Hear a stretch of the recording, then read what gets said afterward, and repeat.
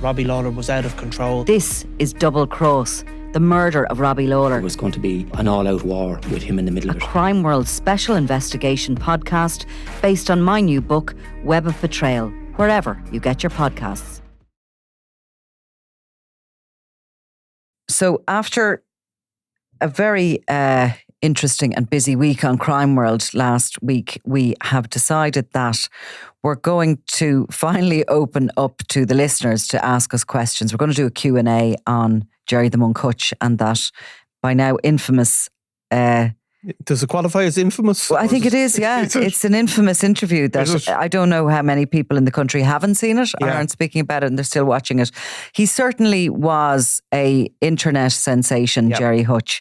And, there's various people have, opposing comments about how it was handled, how he was interviewed. Some people say he was glorified. Other people say we gave him the room to talk. Yeah. I like to go with the latter. Right. And I think that's what made it interesting, the fact that he was allowed to talk and he was challenged on various things as well. So what we're going to do is a Q&A. Yeah. So anybody who has any questions, we'll do it later in this week. And if you send in the questions to crimeworld@sundayworld.com. Yes. I looked at you really nervous. I've no confidence in myself anymore with that. And or crimeworldpod@gmail.com. Yeah, Clodagh's going to scratch your eyes out for putting that one into the mix as well. That's not a good one. Because we were to just keep it to the official crimeworld@sundayworld.com. But ignore it's okay. Me as it's most fine. people do. So that's what we're going to do later in the week. And we're also going to do a similar Q&A with Clodagh on Conor McGregor. Yeah. And all that has gone with that trial and the aftermath of it. So again, send in your questions to the same email address. You can also contact us on social media. All of our social media outlets are open for DMs and, send them in to myself or Niall or whatever you want. We'll collate them all. So now we're recording this on Tuesday morning. I hardly know what day of the week it is at the moment. And I, as we all did, awoke to news that there has been a murder in Dublin. So a man called Josh Fowler, a 60-year-old man, has been brutally murdered at his own house in Finglas. Murder investigation is underway. The first thing to say, I think, is that this is unlikely to be Gangland related.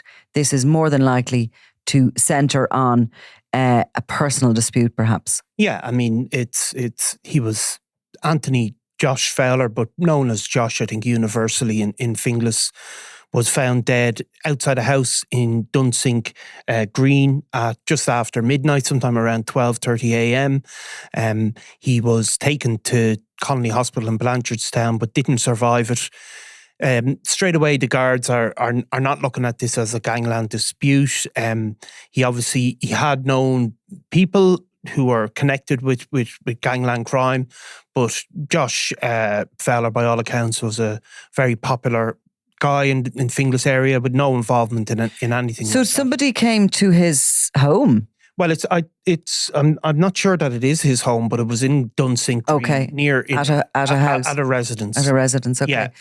And that has been cordoned off as a crime scene. Cordoned off at a crime scene. It appears that he was stabbed a number of times and died as a result of his injuries. So at this point, no arrests have been made.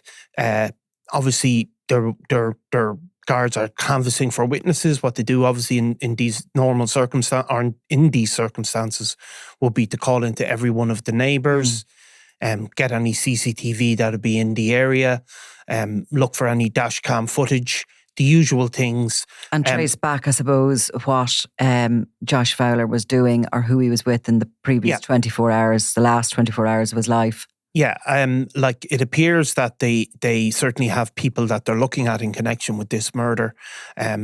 It's not something that's a planned murder or anything of the sort. So they will look into that. And I suppose it's very, very tragic for his family. And you can look on social media, some of the tributes are really, people are devastated for a man to die. I suppose, again, approaching Christmas. And his son, actually, Shane Fowler, died in very tragic circumstances as well. Now, Shane Fowler was connected with gangland crime and was sort of in dispute with the young mob boss known as Mr. Flashy. Shane Fowler died from a motorcycle accident, but there were circumstances around that accident that would have suggested at the time, back in, when are we talking, 2018, May of 2018, that he was possibly in active pursuit of a rival. Yeah, I mean, Shane Fowler, I suppose, when this murder occurred last night, that would be the first thing that the guards, or one of the first things the guards would be aware of. The fact that his son had certainly been involved in a dispute with the Mr. Flashy gang. Mr. Flashy, as many people who listen to this podcast would know, is a Finglas-based drug dealer that would have come to prominence under the mentorship, really, of Trevor Byrne, a key figure in the Kinnan cartel. When Trevor Byrne fled the country as a result of the investigations into the Kinnan cartel, Mr. Flashy kind of rose to the top of the drugs business in that part of West Dublin. He would have been in his early to mid-20s at that stage, and would have been making a lot of money, got very big very quickly, and had no problem stepping on toes, and stepped on the toes of a lot of sort of established criminals. Shane Fowler would have been associated with some of those criminals that he was in dispute with in the run-up to May 2018, when Shane Fowler died in this crash. There'd been a number of incidents in the days running up to it. Shane Fowler, it is believed, had been stabbed at one point. There had been a dispute about a drugs debt. That guards were certainly on high alert at this point, that there was a danger of violence between the Flashy faction and people associated with Shane Fowler. So he'd also, I think there was a scuffle at the hospital in the aftermath of his death, and also the Gardai had been alerted in the run-up to him crashing the motorbike that there was somebody driving erratically around Finglas on this bike.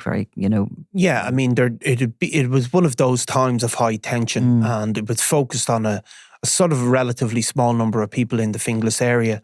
So, I mean, what happened on the day Shane Fowler died was there was a fatal crash, basically. Shortly before Gardai had arrived to sort of seal off the scene and investigate, the paramedics had arrived. They'd been treating Shane Fowler at the scene. They'd spotted a handgun had fallen off. Or was near his body. It was near his body, and believed that it had come off the motorbike or Mr. Fowler. While they observed it, they probably didn't go near for evidential reasons.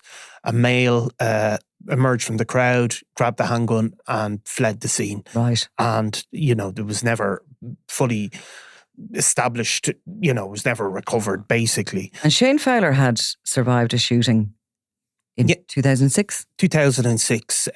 He had an attempt at his life when he was lying in bed with his partner. Gunman had burst into the home and fired a number of shots into his body and groin, and he was very lucky to survive.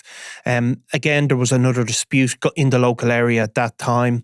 It was said that just the day before, he was involved in a sort of gang attack on Gardai. Basically, a number of officers were kicked and punched, and he was ultimately convicted of that. So he was known to Gardai for sure. But yeah, this was believed to be linked to that dispute. The 2018 incident and the Mr. Flashy gang. It just shows you look back on that. That's whatever, 6 years ago. I mean, he's been involved. The Flashy gang have been involved in such a wave of sort of feuds in that area. And it has been quiet enough of late, which is why I'm sure when this incident occurred, and given who his son was, I've no doubt that the Gardai wondered, was this anything to do with Gangland? But they did quickly establish that it hadn't. This is a personal. Yeah, they don't. Anything. Yeah, it's not believed to be linked. I mean, obviously the crimes are not solved till they're solved. So all options are kept open, but it really doesn't look like that. And certainly the level of threat in the Finglas area seems to have gone down.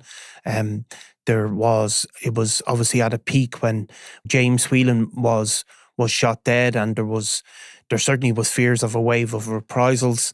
Mr. Flashy is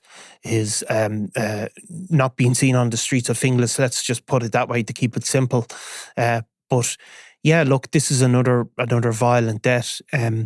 These deaths obviously, in a way, make less publicity because they're just probably a moment of madness. But well, often they can be solved quicker, or people can be before the courts quicker. There is a kind of a thing with gangland, shootings that they do sometimes. Well, they're very difficult to solve because they're planned, and there's a lot of efforts gone into hiding evidence and burning and disposing of weapons and stuff. Whereas a kind of a chaotic type of a killing, a lot of evidence will be left behind.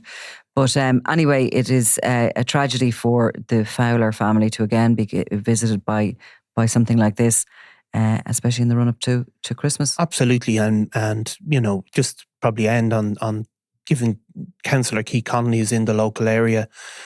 He said the victim was a man of his age and with a family, and he said the area of Dunsink has been very quiet in recent times. So for us to be waking up to this news in the morning, particularly as it involves a man of his age, is deeply upsetting, and he offers his condolences to the family. Okay, thank you, Niall. Thanks, Nicola. I'm Nicola Tallant, and you're watching Crime World, a podcast about criminals, drugs and the underworld in Ireland and across the globe. Make sure you subscribe to our channel and turn on notifications so you can be the first to watch all our latest episodes. You can also listen wherever you get your podcasts.